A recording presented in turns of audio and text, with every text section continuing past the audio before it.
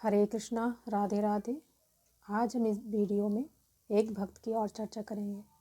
तो चलिए शुरू करते हैं। सदन जी भगवान के परम भक्त व वैराग्यवान हुए। जाति के ये कसाई थे। सोने को जितना कसौटी पर घिसा जाता है उतना ही वह शुद्ध व चमकीला होता है। उसी प्रकार सदन जी कसाई थे, लेकिन भगवान में अत्यंत प्रीति होने के कारण इनका मन निर्मल था। इसी कारण इनके पूर्व जन्म के पाप भी सब नाश हो गए थे। अपने हाथ से यह कभी हिंसा नहीं करते थे, बल्कि अन्य जाति वालों से मोल लेकर मांस बेचते थे। इनके पास पूजा करने के लिए एक भगवान शालिग्राम की मूर्ति थी। जो कोई ग्राहक मांस लेने आता वह उतना भी मांगता उनको बांट की जगह उस मूर्ति से तौल देते थे। एक दिन किसी साधु ने वह मूर्ति देखी तो सोचने लगा कि कसाई के पास ऐसी मूर्ति का क्या काम। इसलिए सदन जी के पास जाकर उसने वह मूर्ति मांगी। सदन जी ने तुरंत उनको दे दी।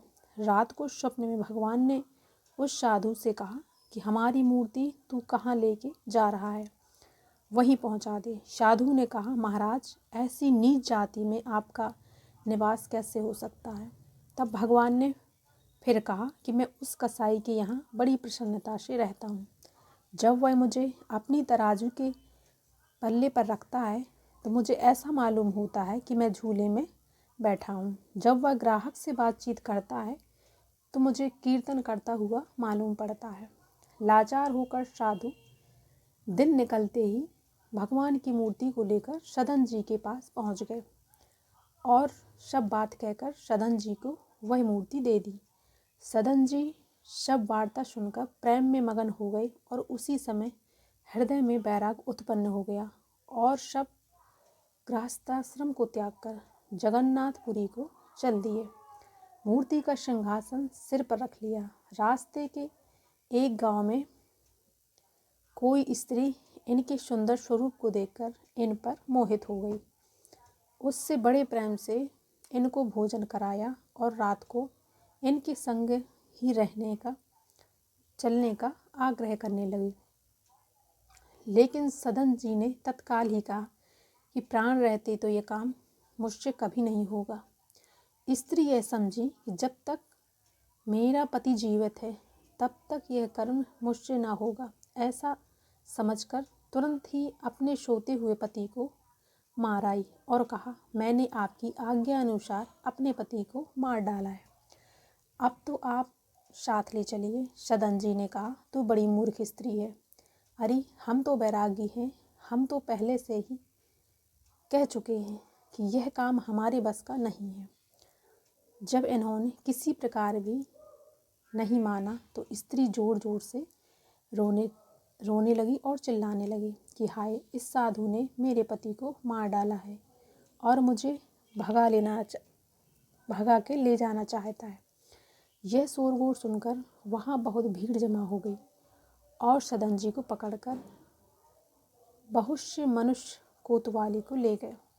वहाँ राजा के सामने ले जाने पर सदन जी ने सब हाल वहाँ का कह सुनाया। सदन जी ने अपना अपराध कबूल कर लिया। तब राजा ने इनका हाथ कटवा कर छोड़ दिया।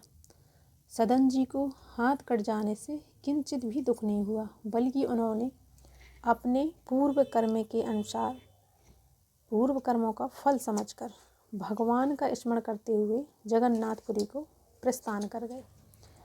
जब यह पुरी के निकट पहुँचे तो जगन्नाथ जी महाराज ने प्रसन्न होकर इनको लेने के लिए अपनी सवारी का डोला भेजा। सदन जी की इच्छा तो पैदल चलने की थी, क्योंकि डोला पर चढ़कर जाने से भगवान का अपमान होता है। लेकिन सबके बहुत आग्रह पर सोचा कि भगवान की अब ऐसी इच्छा है तो उनकी आज्ञा मानना ही उचित है।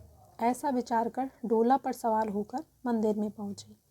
वहाँ बड़े आनंद व प्रीति से भगवान के दर्शन किए और हाथ जोड़कर दंडवत किए। भगवान की कृपा से दोनों हाथ जैसे थे वैसे ही हो गए। भगवत भक्ति का ऐसा ही प्रभाव है। इससे जन्म जन्मांतर के पाप दूर हो जाते हैं।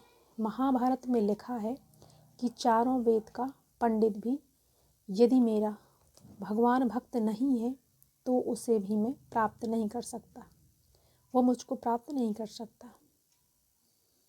राधे राधे।